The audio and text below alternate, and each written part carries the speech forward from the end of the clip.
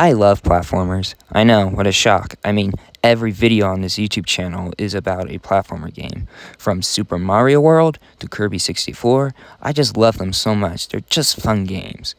But one game I really love is Bubsy and Claw's Encounters of the Third Kind. But this game has a reputation, like some saying it that it's the worst video game of all time, others call it a Sonic ripoff. Well, my dear viewers, I want to put that to rest because I want to explain why I think Bubsy and Claw's Encounters of the Third Kind is an underrated masterpiece. But first, I should explain the history of this game and to prove to you that this was not meant to be a Sonic ripoff.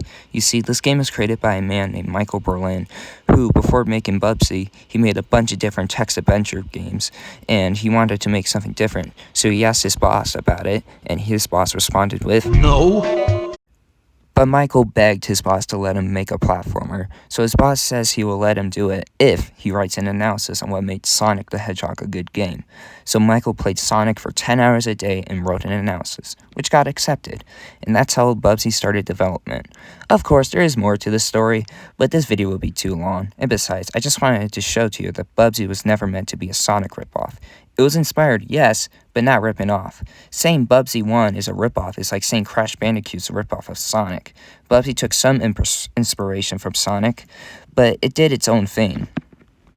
Alright, with that out of the way, let's talk about this game's plot, which is told through a comic book, which is very cool since instead of being in a text blurb, it's actually something different. And well, the main story is literally just aliens called the Woolies invade Earth, steal all the wool, and it's your job to stop them. This plot is kind of similar to Donkey Kong Country, where the bad guys steal all the main collectibles, but Donkey Kong Country came a year after Bubsy. Alright, I feel like it's time to finally get into the gameplay. And it's your standard platformer. You get from point A to point B, and along the way there are some enemies and obstacles for you to avoid, and some secrets to find. And for the controls, they're actually really solid. Bubsy has momentum and he gains speed like Sonic. And the reason why he gains speed like Sonic is because, well, this game was also on the Sega Genesis, and it was hard for platformers on that system to have a dedicated run button. So it's just easier for the player to gain speed over time, which is why, fun fact, Sonic runs fast. Anyway, back to the controls, and for the Super Nintendo, the D-pad moves, the shoulder buttons move the camera ahead, and the X, B, and A all make you jump, and then if you hold Y, you can glide. I have a few things that I have to say about the glide mechanic, and unlike others, my thoughts on it is actually pretty positive. I heard many people on the internet complaining about this, saying that it's not realistic, to which I would say, when was the last time you saw a hedgehog run at the speed of sound? Or an echidna gliding. Heck, I would even argue that Knuckles gliding makes less sense than Bubsy. You see, Bubsy has his arms and legs spread out, and that creates drag, and this is what skydivers do to slow their descent. Compare that to Knuckles, who just uses his fists, I guess, to glide? Now, the reason why Bubsy glides is to avoid fall damage, and yes, I will admit that I don't feel like there should be fall damage in platformers, but that's what the glide is for. It's to prevent fall damage. Do people just think it's just there for show?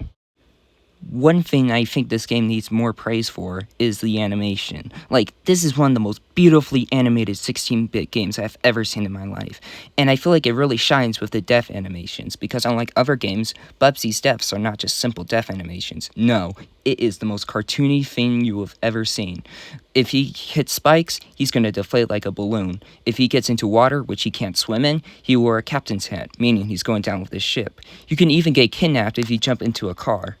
While we're on the topic of deaths, I will say I do have one major complaint with this game, and that is you die in one hit. You can't get extra health. If you get hit, you die. It's like playing Mario with no mushrooms or Sonic with no rings. But they do make it fair. For one, you start with 9 lives. Get it? Because he's a cat. And if you defeat an enemy and then die, when you respawn, that enemy you defeated stays dead.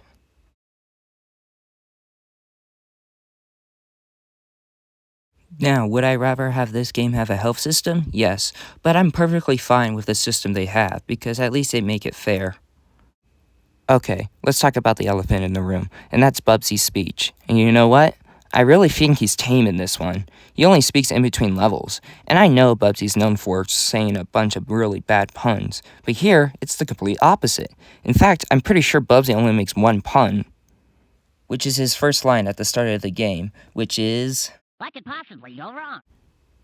And I truly think that that line was meant to be taken ironically, because you can tell that he knows that literally everything can go wrong. In fact, it's actually the level titles that have the puns, and it's Bubsy who's calling them out, such as in level 3, which is called A Bridge to Fur, and Bubsy says, "More like a bridge too short." or in the 6th level, where the title is Our Furless Leader, Bubsy says, "Shouldn't that be fearless? Uh-oh." and even if you still find him annoying, guess what? You can mute him. No, I am not talking about the newer games where you can mute him. You can mute him since day 1. When you first boot up the game and press select instead of start, which will take you to the menu, and go to full audio, and then keep pressing select on it until it says music only, then Bubsy will stop talking. So now you have no excuse if you think Bubsy is too annoying.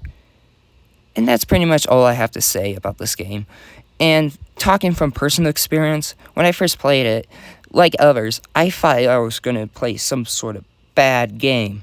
But when I played it, to my horror, it was actually good. Like, I was shocked. And you know what? Everyone else who first played this game thought the same. Like, early review scores, the lowest would be like a 70, while the highest would be in like the 90s. And that's because people actually liked the game. And so did I. I get it if you think this franchise is bad. And I do think that the sequels is where the series went downhill. But it makes me generally upset when people say that the first game was bad. Because the first Bubsy game, in my opinion, is actually the best of the best. And while I have played some bad games for the Super Nintendo Sega Genesis, like Awesome Opossum, or Action 52, or Bombooza, the first Bubsy game, in my opinion, is nowhere near to those awful games. Heck, I would recommend anyone who's never played this game to try it at least, because I feel like most people on the internet just hate this game because it's Bubsy and that's it. Because I used to be like them, but then I tried it, and I liked it. So in conclusion, I think Bubsy and Closet Counters of the Third Kind is an underrated masterpiece. Thanks for watching.